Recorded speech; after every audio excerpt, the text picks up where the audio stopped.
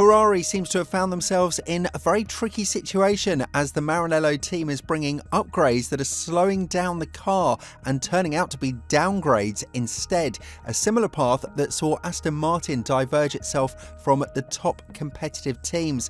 However, Ferrari won't tolerate such behaviour and excuses, and the first one on the radar of responsibility is Frederic Vasseur, as a very important meeting has been scheduled between the Frenchman and the top management of the team. With the departure of Enrico Cardille, could there be more changes to Ferrari, and is Vasseur under a direct threat of losing his position in Ferrari? It goes without saying that Ferrari has been quite disappointing ever since Monaco, and to put things into perspective, all we have to do is just look at the points that have been scored ever since. Ferrari is not even in the top 3 scoring teams from events since Monaco, Montreal and Barcelona. And if we are to look at the triple header aftermath, Sainz and Leclerc scored a combined 50 points. That is 5 less than what Hamilton scored on his own and 11 fewer than Verstappen, which goes to show what position Ferrari is currently in with their latest upgrade package that was dubbed to be evolutionary to the point of them fighting for race wins, not back in P6. The Maranello team has been outscored by its rivals massively, and from a team that was fighting Verstappen at the front and was a direct threat to the championship after Monaco to the 4th fastest squad on a pure race basis in the last couple of races, the downgrade is more than visible. Vasseur, even though he was praised for how he handled the situation in Ferrari after the departure of Mattia Binotto, is now under investigation from the management of the team as to where or what he and his team did wrong to bring themselves to a position like this. Apparently, the chairman of Ferrari, John Elkann, has expressed doubts about the performance of Vasseur and was the one who initiated this meeting in the first place. Obviously, with Lewis Hamilton arriving in the team from 2025 onwards, it's now inevitable that the situation in Ferrari needs to be a lot more serious than it is at this point, because the regulations will remain the same in the next year as well, and if the Maranello team continues with these downgrades throughout the mid-season development, it could spell really bad news for the 7-time world champion and his first try towards the 8th record-breaking championship. There have been a lot of internal changes in Ferrari, starting with the departure of Enrico Cardille, who served as the chief technical officer and has joined Aston Martin with immediate effect. His expertise was revolving primarily around the chassis of the car, which means that if this is an area in which the team lacked a lot of confidence or stability in order to further enhance their upgrades, we shall see whether the newly appointed technical director will improve this area and put Ferrari back to where they belong, back on top. But the point is that the board of Ferrari finally understood what they are capable of achieving, and with Leclerc being around 30 points behind Verstappen after the Monaco GP win, when the weakness of the RB20 in terms of riding the curbs and operating on circuits that are not smooth was exposed, it was believed that the Monegasque driver should utilise the most if it's not for the 3-time world champion winning races. Instead, he didn't finish in the points on 3 occasions since Canada, Austria and Silverstone, and was lapped 3 times out of the last 5 races as well.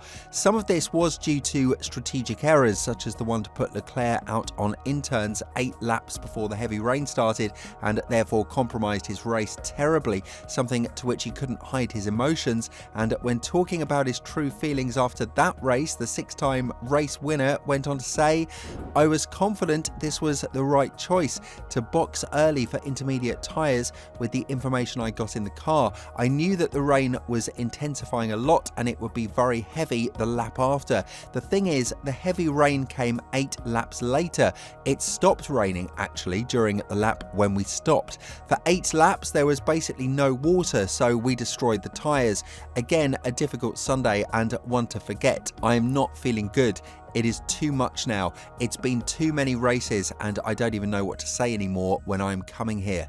We've just got to reset as a team, but there is always a different reason for why it doesn't click. That makes it even more difficult to analyse and jump forward. We will try to put everything together in Budapest. Definitely, we need to speed up with the team on the decision process and understand what we can do better to have more information in critical moments like this.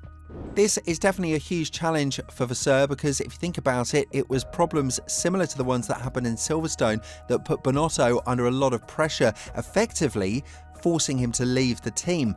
During the 2022 Interlagos GP, Leclerc was called into the pits to put the intermediate tyre on while the track was dry, and this year in Silverstone the similarities are just too much to ignore. On the other hand, the communication between the race engineer and the driver himself also needs to improve vastly, because if we're to look at how Sainz communicated with his race engineer, you would understand why at a certain point he was at contention for a podium place finish, threatening to get past Verstappen on the first stint of the intermediate tyres. If Ferrari is to challenge the top teams for the Constructors' Championship, or more importantly keep up the second place and defend against McLaren and Mercedes, who have found a secret formula for the W15 and will continue to develop the car in the upcoming races, they have to perform on every front possible. But right now that does seem a bit impossible due to the nature of the upgrades they brought from Barcelona onwards. This is something that plagued the car's performance because it added certain amounts of downforce, but the team wasn't able to utilise it due to the proper appearance of bouncing, or more precisely porpoising. This hasn't happened for quite some time, and in a period where no other team is struggling with that phenomenon, at least not in a great manner to affect their performance, Ferrari were forced to revert back to their Imola spec car for Silverstone, which resulted in Leclerc being out in Q2 and not being able to fight up the front because, as Sainz said, they've taken a step back that will cost them at least 3 months in development. Elaborating on this situation to a greater extent, Sainz added salt to the wounds with his words, as the Ferrari driver in departure said, "The upgrades are clearly not good enough. We are basically in the same car as in Imola. Since Imola, everyone has upgraded and they probably added a few tenths of a second to their cars while we had to revert back to the Imola specification. We have lost 2 or 3 months of performance gain in the wind tunnel and performance that we could have added in these 3 months. I feel like in Silverstone there was at least a back to basics approach, back to a car that we knew was okay in Imola, and we just needed to upgrade it from here. Unfortunately, our rivals, it's clear they are a step ahead of us." But on the other hand, Vasseur doesn't completely agree with the fact that the latest development of the car has been more or less a failure and the team lost 3 months behind their rivals, and the Frenchman's opinion on where Ferrari can be in the following races is quite optimistic, even though one couldn't blame him because we've seen what they can do with tyre management, for example, as well as driving on tracks that are not suitable for other cars except for the McLaren. The visible results are on the table. Ferrari are barely holding on to second place in the Constructors' Championship, and they could very well lose it before the summer break, not to mention that there are 12 more races on the calendar, and Leclerc is now no longer the biggest threat that Verstappen has in the Drivers' Championship either.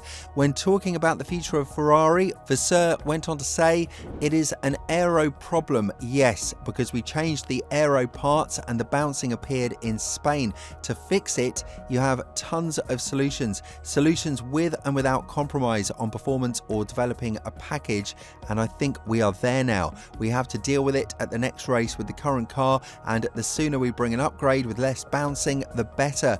I cannot speak about 2020, 2021 or 1994, but in the last 16 months, all the upgrades we brought had a very, very good correlation with what we did in the wind tunnel. I don't want to go deep into detail, but we all have metrics, and you cannot anticipate that you would have more bounce with this upgrade path than another one, but to know if it would have a negative impact on performance is another story." With all this in mind, do you think that Vasseur is under threat of losing his seat at Ferrari or even being demoted in the upcoming period if the disappointing results at Ferrari continue? And if not, do you think that the Frenchman could salvage the team from the position they're in right now? Let us know what you think down in the comments below, and once you've done that, have a look at the video that's appearing on your screen right now.